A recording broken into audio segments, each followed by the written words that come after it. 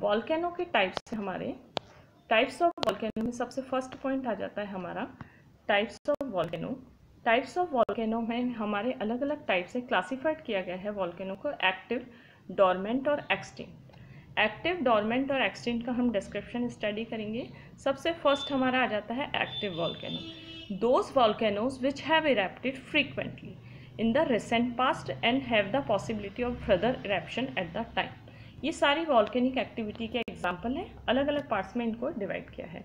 सबसे पहले फर्स्ट है वो वॉल्केनो, एक्टिव वॉल्केनो है जो लगातार एक्टिव रहते हैं, लगातार फ्रीक्वेंटली लावा जिनमें से निकलता रहता है और कॉनिकल हिल्स बनाते रहते हैं, वो एक्टिव वॉल्केनोज होते हैं। मतलब पास्ट में भी इरेप्ट हुए हैं वो और प्रेजेंट में भी उनके इरेप्ट होने की पॉसिबिलिटी है, तो उसे हम कहते हैं active volcanoes. Those volcanoes which have erupted frequently in the recent past, जो लगातार पास्ट से frequently erupt हुए हैं and have the possibility of further eruption, और फ्यूचर में भी eruption की possibility है, any time are called, किसी भी टाइम पे erupt हो सकते हैं, मतलब जो हमेशा एक्टिव रहते हैं, हमेशा eruption उनमें से होता रहता है। एक्टिव वॉल्केनो के एग्जाम्पल है Mount Etna in Italy, Barren Island in Andaman and Andaman island.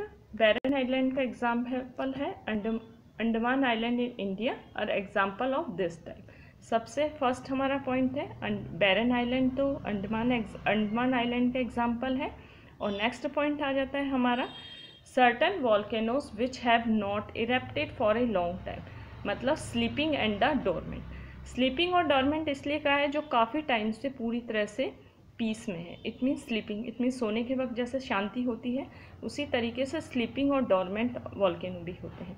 ये बहुत टाइम से इरेप्ट नहीं हुए होते। एक्टिव वॉल्केनो तो लगातार इरेप्ट होते रहते हैं, लेकिन जो स्लीपिंग और डोरमेंट वॉल्केनो हैं वो लगातार इरेप्ट नहीं होते और लंबे टाइम से स्लीपिंग पोजिशन में रहते हैं। इट मीन्स बहुत कम इरेप्ट होते हैं और बहुत कम एक्सप्लोसिव होते हैं।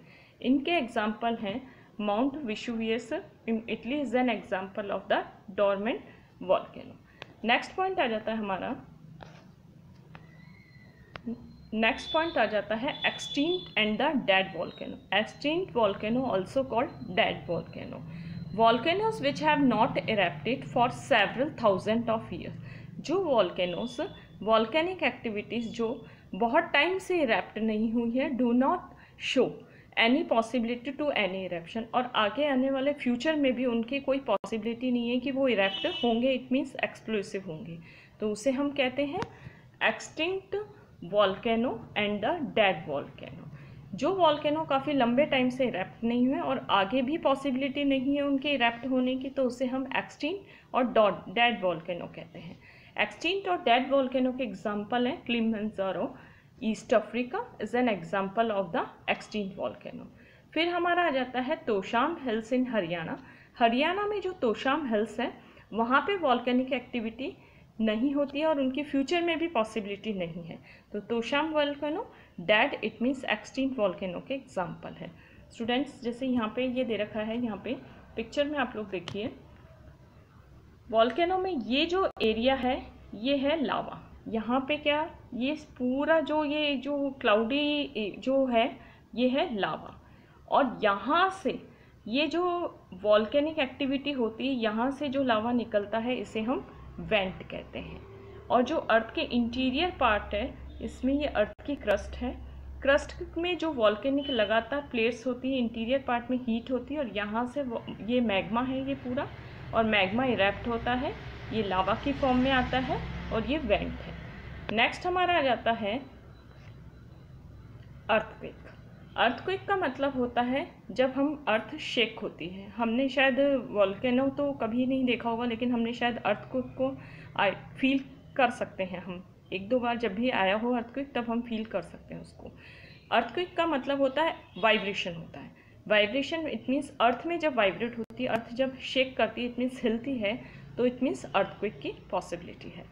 सबसे फर्स्ट पॉइंट है हमारा अर्थक्वेक में है suddenly vibration caused by the movement of the lithospheric plate. Lithospheric plate it means जो टेक्टोनिक प्लेट्स होती हैं उनमें वाइब्रेशन होता है। टेक्टोनिक प्लेट्स इट मीन्स जो अर्थ की जो अलग अलग लेयर्स होती हैं उनमें जब वाइब्रेशन होता है तो हम उसे अर्थक्वेक कहते हैं।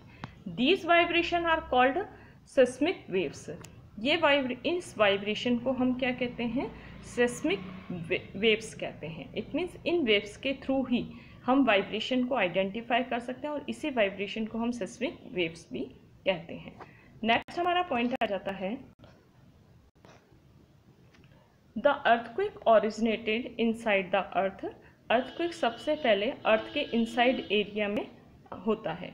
फिर inside of the earth the earthquake originated, earthquake रेज होता है अर्थ के इनसाइड में। Crust is called the focus. Earth के crust, it means surface area के इनसाइड एरिया में अर्थक्वेक आता है और उसे हम फोकस कहते हैं। फोकस क्या होता है बेटा, कि while the point of the earth surface, जब अर्थ सरफेस पूरा शेक करता है और जहाँ से अर्थक्वेक का रेज होता है तो उसे हम फोकस कहते हैं। फिर है फोकस के ऊपर ही, just about the focus, focus के ऊपर ही एपिसेंटर होता है जहाँ से अर्थक्वेक पूरी तरह से सबसे फर्स्टली अर्थक्वेक ओरिजिनेट होता है। नेक्स्ट पॉइंट आ जाता है the Richter scale. Richter scale का मतलब होता है, सबसे पहले रिएक्टर स्केल को अमेरिकन सिस्मोलॉजिस्ट चार्ल्स रिएक्टर ने डिज़ाइन किया था। रिएक्टर स्केल जो अर्थक्वेक से रिलेटेड एक स्केल है जिससे हम अर्थक्वेक का मेजरमेंट कर सकते हैं, चार्ल्स रिएक्टर ने डिज़ाइन किया था।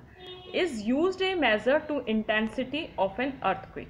इससे हम अर्थ की इंटेंसिटी का जजमेंट ले सकते हैं कि अर्थक्वेक कितना स्पीडली आया है या फिर कितना इससे पूरी तरह से डेंजरस है earthquake. Charles reactor design earthquake Richter scale.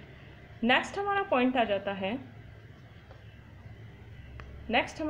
जाता है earthquake टर्मर्स the recorded by an instrument. Earthquake को एक इंस्ट्रूमेंट के थ्रू हम रिकॉर्ड कर सकते हैं। अर्थक्वेक की इंटेंसिटी को तो हम आइडेंटिफाई कर सकते हैं रिएक्टर स्केल से, लेकिन अर्थक्वेक को हम एक इंस्ट्रूमेंट के थ्रू रिकॉर्ड कर सकते हैं जिसे हम सिस्मोग्राफ इंस्ट्रूमेंट कहते हैं।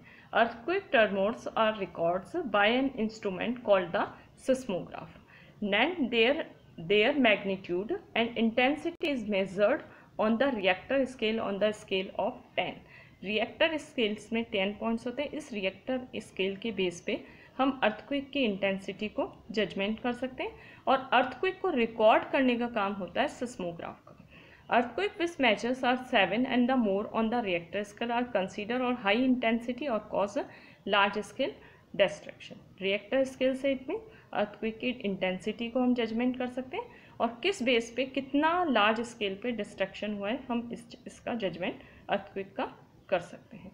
तो स्टूडेंट्स, हमने अपने फर्स्ट वीडियो में क्लास 7 SST ज्योग्राफी से रिलेटेड लेसन 3 का फर्स्ट पार्ट स्टडी किया है। हम अपने नेक्स्ट वीडियो में क्लास 7 SST ज्योग्राफी का लेसन 3 का ही रेस्ट पार्ट स्टडी करेंगे।